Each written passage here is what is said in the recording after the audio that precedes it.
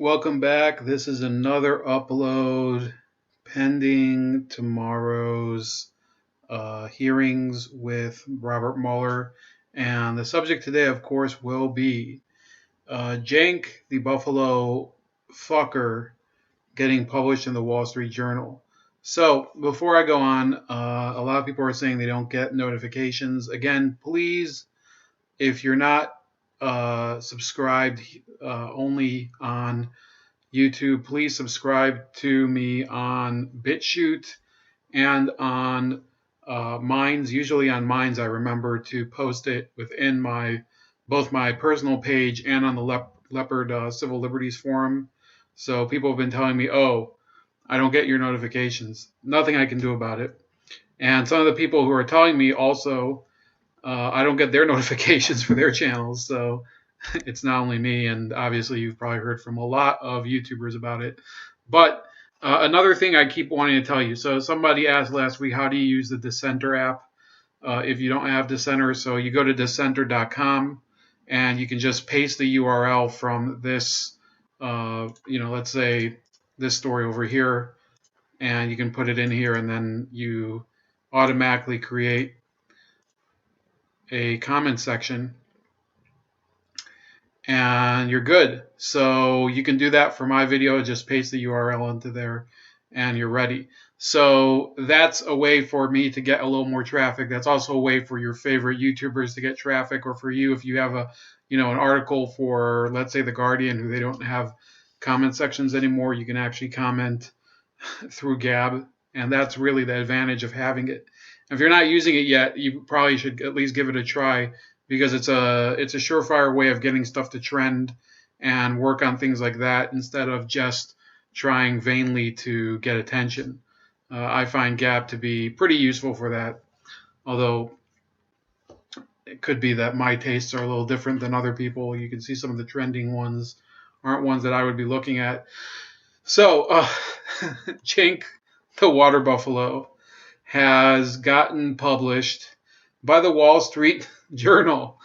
The Wall Street Journal, of all publications. And remember, you can find here, they got Disney to sever ties with YouTube, with YouTube star PewDiePie after anti-Semitic posts. Now, I'm not going to say that there was no edge to what PewDiePie was doing, but it's hardly a reason to ruin his career or get rid of some big relationship between him and Disney, obviously. So, yeah, the Wall Street Journal has steadily become a haven for people who are culturally left-wing, culturally hyper-liberal, and they don't have any real, and you can see even in the frame that he's kind of aghast that he was able to get the people to do that.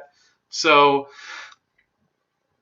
really the problem that I'm seeing is that the Wall Street Journal is trying to be too much like the rest of the media instead of just being, its own thing, which is why would the Wall Street Journal care about anything that PewDiePie does? They're a financial newspaper to begin with, and steadily they're just trying to get into other things that they have no business talking about as a financial newspaper. And therefore, they got into politics this week because they allowed Cenk, the human buffalo, the Armenian genocide denier, and yeah, eventually he said, "Oh, I don't really believe it's I don't deny it anymore. It was because I was raised in Turkey, whatever." You're still calling your channel the Young Turks. So obviously something's not being processed. Between September 11th and today, do you know how many stories they run on Jesus? About 88. Okay. Billy Graham on the cover. Okay, Billy Graham, Jesus, whatever. Religion. We love you, evangelicals. You know when Jesus died? 2,000 years ago. No, how many cover stories have they run on Saddam Hussein was not personally responsible for 9/11? Iraq had nothing to do with 9/11. How many cover stories? Zero. Not one. Zero. Newsweek, none. Time, none. All these newspapers, these magazines, the television. You turn on, when's the last time? Blaring headline. Saddam Hussein, nothing to do with 9/11. Saddam Hussein, nothing to do with 9/11. This is his op-ed. It says, When people say the Democrats should unify, the part they leave out is most important. Around what? Nearly everyone in Washington seems to assume that progressives should shut up, accept their place, and unify around the status quo. Think about what an arrogant and preposterous request that is. Progressive leaders, including our representatives in Congress, should abandon all of our policy positions and sell out our voters to please the Democratic establishment. Saying, quote, hell no to that would be an enormous understatement. If Democratic leaders don't want to fight Donald Trump, that's their problem, not ours. We signed up to rout him and send him home. If you're not on board with that, get out of the way and let us do it. Democratic voters were clear in 2018 that they want Mr. Trump impeached. Yet again last week, Speaker Nancy Pelosi and her allies blocked an opportunity by tabling Representative Al Green's resolution. Unlike Mr. Green, I don't think we need to discuss President Trump's political or racial ideology to favor impeachment. The president has clearly committed 2 crimes. Robert Mueller's report outlines double-digit instances of obstruction of justice. That's a felony. Michael Cohen confirmed that Mr. Trump worked with him to pay hush money to Stormy Daniels in violation of campaign finance laws, a crime for which Mr. Cohen is in prison. So I want people to understand that what is a felony in Cenk Uyghur's mind seems to lead nowhere in the real world, because that's been dismissed. That's over already. They were saying, the SDNY will take down Trump. That was all based mainly on things that, President Trump allegedly did with Michael Cohen, and that Cohen said when he was, when he was testifying before the House, that he committed these illegal acts, and that Trump had been complicit, and Trump had subconsciously conveyed to him that he would do these illegal things. And here, let's see. Federal prosecutors in New York today ending their investigation into the hush money payments to Stormy Daniels and Karen McDougal. The end of that investigation likely means no additional charges will be filed against anyone, including the president. This is where it ends for this president. Many legal analysts have said that the Manhattan office of the Justice Department, the Southern District of New York, poses the real threat to the president. He's not out of legal hot water. There are a number of investigations. Southern District of New York, we're looking into the Trump Organization. Is there something there? If a prosecutor is looking at everything you ever did, probably. Could Trump Org be in trouble? You can see sort of the dominoes falling. And as far as that 10 years in the Trump Organization, that is where all the bodies are buried. The Southern District of New York might offer more trouble to Trump in the Trump orbit than even the special counsel's investigation. If they come out with some stuff, he is done. Forget Mueller. Forget about Mueller. Russia collusion, whatever. What's happening in the Southern District of New York is an existential crisis. The Southern District poses an existential threat. An existential threat. Existential threat. A greater existential threat. I think Trump should be really nervous. He's in big trouble. Dershowitz is basically saying, in the Southern District of New York, you're screwed. That is, the Southern District investigation poses a real threat. A real threat. A bigger threat. The greatest threat. The real threat. Greatest threat. More of a threat. Deep threat. An existential threat not only to his presidency. I do think that's where the trouble lies. Very much under threat of being destroyed, demolished, and becoming a criminal liability. You either see an indictment of executives at the company or of the organization itself. Don Jr. is at the top of the family list as someone who is totally exposed criminally. It's going to get to his children. It's going to get to other people in that organization. Not just for the president, but for Ivanka, for Don Jr. And people are going to start flipping, I think, that Trump never thought would flip before. What is going to put him in jail eventually, what is going to destroy everything he has ever built and his children, is a 30-year dishonest criminal enterprise. One thing will take him out of the presidency. The other thing will ruin him forever. So that none of that crap happened, and that was just 4 months ago when they were claiming this. And I think it's very disingenuous for MSNBC to have Donnie Deutsch, who I think would qualify as a business rival of Donald Trump, as one of their analysts, and they have him on all the time. And this guy he's basically everything Donald Trump except having the name Donald Trump in the politics. But otherwise, in terms of the personality, in terms of the career, it's the same thing. So they're not speaking from a position of moral superiority in any sense. They're having people who are as corrupt, if not worse, than they're claiming Donald Trump to be, speaking about him. And then you still have Cenk hanging on to this nonsense about Michael Cohen. Michael Cohen is in prison and he can't influence anyone anymore. His word is less than shit. Okay, he was perjuring himself when he was working for Trump, and he perjured himself after he flipped on Trump. So there's no point in bringing up the name Michael Cohen anymore unless you're trying to undermine the case against Donald Trump. So with that said, Cenk goes on. He said, that's apparently still not enough for Mrs. Pelosi. There is not a single public official doing more to protect Mr. Trump than she is. Even Attorney General William Barr couldn't stop an impeachment inquiry if he tried. The only person who has the power to seek justice against Mr. Trump steadfastly refuses to pursue him. The only thing Ms. Pelosi appears to be resisting is holding Mr. Trump accountable. Democratic powder to fight Republicans is forever dry. Detention centers without any constraints, check. Defeating an amendment to prohibit the Pentagon from housing kids at the military facilities, check. Continuing to let Mr. Trump run roughshod through a house the Democrats control is an abdication of responsibility. So really what we're talking about is complete nonsense. A lot of this is a crisis that was manufactured by immigration activists. When you're talking about the crisis at the border, a lot of it is because people were encouraged to come when they have no business coming here at all. And I don't buy any of this asylum crap that people are talking about. If there is such a need for asylum, what suddenly changed in Guatemala and in Honduras? Nothing. Nothing has changed since Donald Trump became president that is so drastically different in either of those countries. It's Guatemala, Honduras, or El Salvador. Obviously in Venezuela, there's a major crisis, largely because of the politics that are basically the same as what Cenk Uygur wants. Democrats have been surrendering to the GOP for as long as I have been alive. That is part of the reason we formed the Justice Democrats, because we're sick of the non-stop capitulation. Well, Cenk, I'm afraid you don't work for the Justice Democrats anymore, so maybe shut up about it.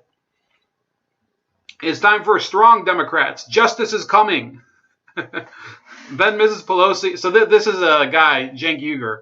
Now, I'm not going to say, for example, I'm an engineer. I haven't been practicing for a terribly long time, but I've been practicing for longer than Cenk Uygur was a lawyer. So I don't think he has the slightest sense of what justice even means, either in a professional sense or based on what he's talking about when he uses Michael Cohen and Stormy Daniels and crap like that has nothing to do with the law, nothing. It's just all about him and all about power. That's what it's all about, power. It's not justice, it's power. They should be called the Power Democrats, by the way. And this is a clue as to what I've been working on for the past month. Then Ms. Pelosi makes the absurd point that we don't want to waste our time fighting or impeaching Trump because that would take time away from policy. What policy? She calls the Green New Deal the Green Dream or whatever. She says she has 30-year-old signs about single payer in her basement, but insists we aren't ready for it. Progressives have been asking for a vote on the minimum wage for 6 months. Mrs. Pelosi said she'd won within the first 100 hours. When she didn't, the rationale was that some conservative Democrats objected. So what? Let them vote no and it will pass easily anyway. We were right. After enormous pressure by progressives, finally the House voted Thursday. Only 6 Democrats opposed it. So Mrs. Pelosi allowed 6 corporate Democrats to hold up that legislation for 6 months. But God forbid a progressive Democrat ever objects to leadership. Then we'll have a national controversy over how insolent young progressive women are. The overwhelming majority of Democratic voters want to fight Mr. Trump and pass progressive priorities. If the Democrats unify around anything, it should be around their voters, who clearly prefer the positions of Justice Democrats like Representative Alexandria Ocasio-Cortez. If the pundits really believe in unity, as opposed to submission to the establishment, they will support the logical conclusion that the Democratic Party should unify around AOC, not Mrs. Pelosi. So then it describes that Mr. Uygur is a creator, should be Mr. Buffalo Fucker, is creator and a co-host of The Young Turks and a co-founder of the Justice Democrats. So look, he has one point here, which is that if progressives do get elected, let's not just talk about AOC or Rashida Tlaib or Ilhan Omar or Ayanna Pressley, who are officially the squad, but you have other people like Ro Khanna, like Pramila Jayapal. You don't get elected just to do whatever Nancy Pelosi says. You obviously should push your agenda. Okay, if your agenda, for example, my agenda, let's take what I would do. I would repeal almost all the gun laws. Okay, so if I'm getting elected and the head of whatever party I'm in is like, well, we don't really want to repeal any gun laws. I'm like, fuck you. I'm going to propose laws to repeal gun laws. That is where I think Uyghur has a point. But when you're talking about impeachment proceedings, you need an actual. You can't have two slices with nothing in between. If you're getting my drift, you can't have a nothing burger, which is basically what they've been serving over and over and over again with the Michael Cohen and the Russia and the Trump Tower and the Fusion GPS. It's all garbage, and they've been hitching their ride to Bob Mueller and to the Southern District of New York and all these sundry different white knights that they want to save them, and none of them have come through, and yet they persist to say, well, it's really justice that's on our side. Well, if justice is on your side, how come you keep coming up empty? Maybe you just have bad luck. And indeed, according to 538, this is from early June, Trump's impeachment is not that popular, and this is a general poll. So you can see, even on CNN, it's only 41%, whereas a lot of Pelosi's policies, according to their surveys, which, for example, they use Quinnipiac, which I'm not, and I think Quinnipiac is kind of garbage, but they say background checks for nearly all gun sales, 94% support or whatever. So according to the progressives, these are all popular policies, and these are, okay, let's be fair, these are the policies that Nancy Pelosi ran on, and the fact is that the majority of the Democrats who were elected last year were more of the Pelosi mold than they were of the AOC mold or the rest of the squad or the Justice Democrats. The Justice Democrats, they want to seize power immediately. They don't want to wait anymore. They feel that they've waited long enough to succeed Nancy Pelosi. And I think they have a point. Her career has gone on long enough, but just demanding it and just screaming and publishing op-eds in the Wall Street Journal doesn't prove anything. Even in this poll, over here it says more than 2/3 of Democratic voters believe Congress should launch impeachment proceedings against President Donald Trump, or as support in the party rises for kicking off the process. It says 67% of self-identified Democrat respondents said lawmakers should begin impeachment proceedings, the first step toward removing a president from office, according to the poll released Wednesday, an increase from the 59% of Democrats who favored impeachment in an April survey. 18% said lawmakers should not begin impeaching Trump, and 15% said they did not know. A majority of Democrats, 52%, said beginning impeachment proceedings should be a top priority for Congress. I don't think it says here, it doesn't say that much about how much independents and Republicans are supporting it. But even if it's 2/3 of Democrats, that means 1/3 of Democrats don't support impeachment at all.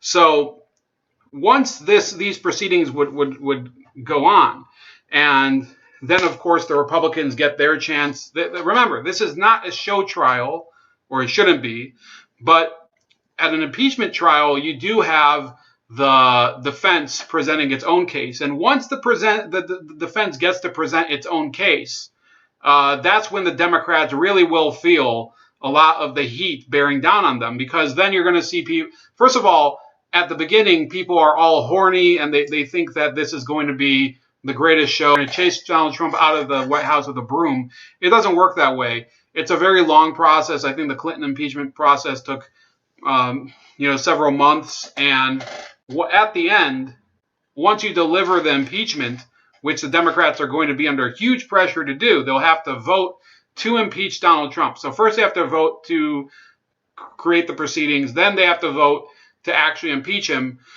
Then, then it goes to the Senate, and then the actual trial happens.